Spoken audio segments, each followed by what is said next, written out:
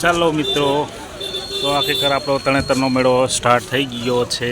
આજે જોઈ લો, આતુરતાનો અંત આવી ગયો અને આપણે ભાતીગર તરણેતરનો મેળો આજે સ્ટાર્ટ થઈ ગયો છે. આજે તારીખ 26/8/2025. તો ચાલો હવે મેળાની મુલાકાત કરીએ. આ જો આ છે રાધેશ્યામના ગોલા. ચાલો હવે આપણે જઈએ મેળાની અંદર, ચક્કર લગાવીએ.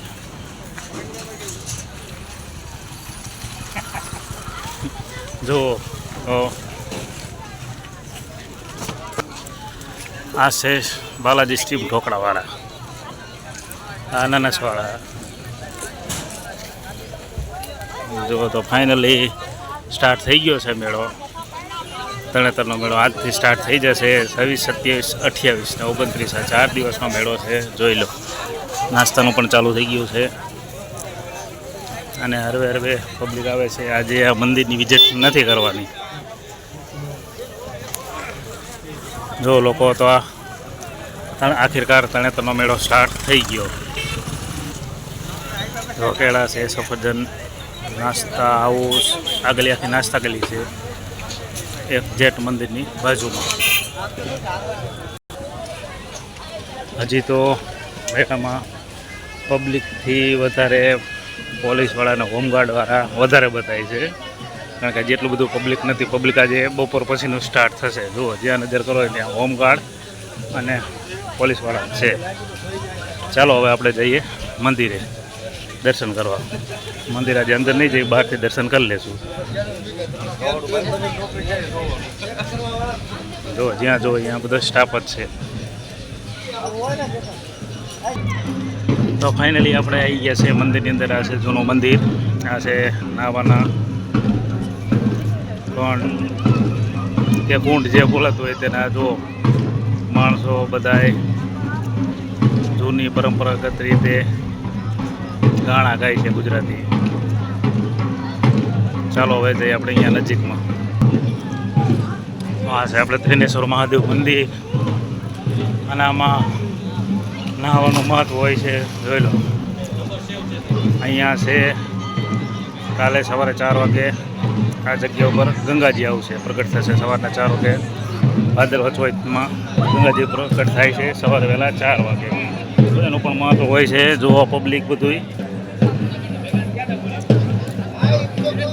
જો અમારા ભરવાડ સમાજના લોકો જે એમની જૂની પરંપરાગત છે પહેરવેશ જોઈ લો. આ છે અર્જુને એમ માછલી વીંધી હતી અને પેલો દ્રૌપદી ચીરહરણથી હતી, અહીંયા બન્યું હતું. જો આ જૂની પરંપરાગત.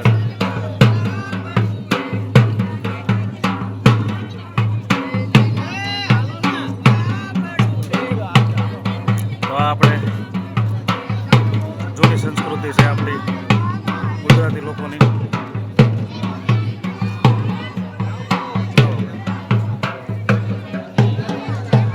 ફાઇનલી આપણે મેળો સ્ટાર્ટ થઈ ગયો છે, જે આપણે ભાતીગર મેળો કહેવાય છે.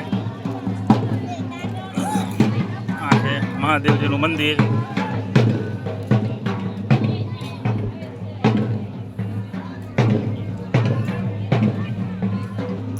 અહીંયા છે ને એવું કહેવાય છે કે અહીંયા ગળકવાથી પાપ ધોઈ જાય છે. અહીંયાથી અંદર થવું, પેલી બાજુ નીકળી જવું, પાપ ધોવાઈ જાય છે એવું કહે છે. હવે આ મંદિરનો પાછળનો ભાગ છે.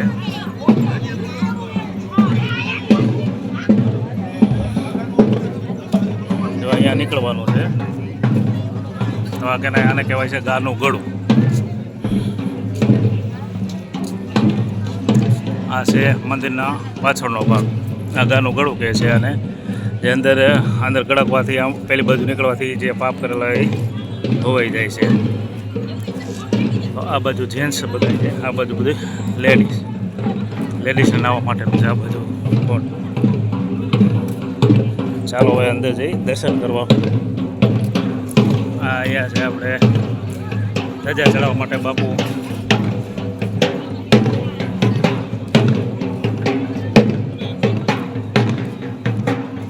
લખતરના બાપુ ધજા ચડાવવા માટે અહીંયા છે. જોઈ લો. ચાલો હવે અંદર શૂટિંગ લઈએ બાપુનું.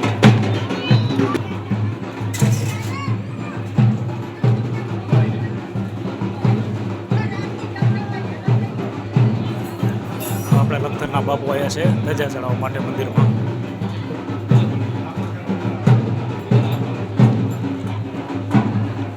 જો આ બધા શૂટિંગ થશે બાપુનું.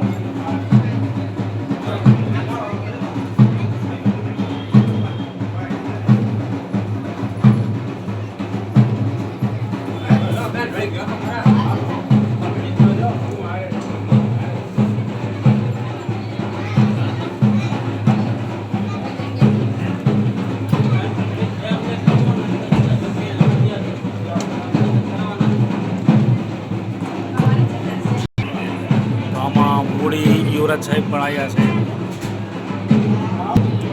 આ બધો વિભાગ મંદિરનો અંદરનો છે.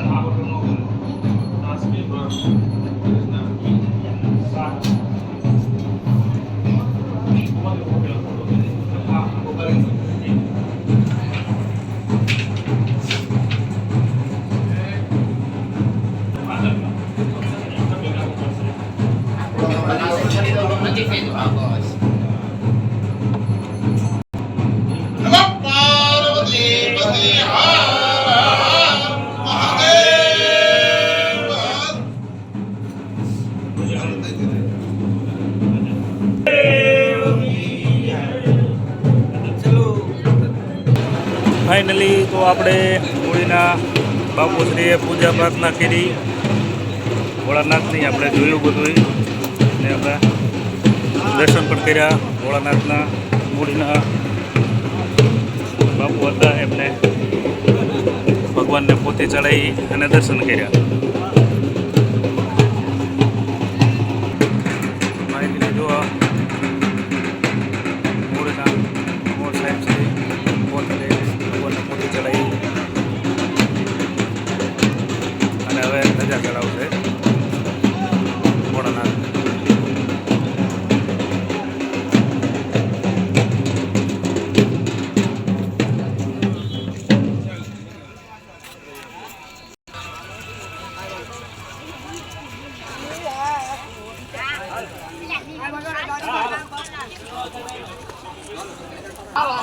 તો ફાઇનલી મૂળી બાપુ ને ધજા ચડશે ભગવાન ભોળાનાથને.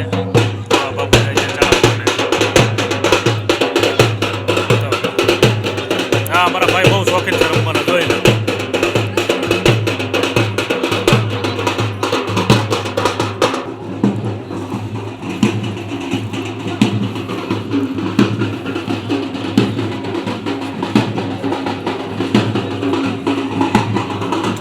તળેતરનો મેળો હોય ને રાસડા ન હોય એવું તો બને જ નહીં ને.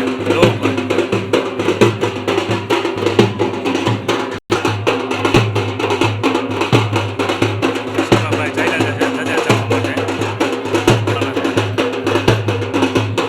તળેતરના મેળા હોય ને આવા ભૂરિયા ન હોય એવું બને નહીં.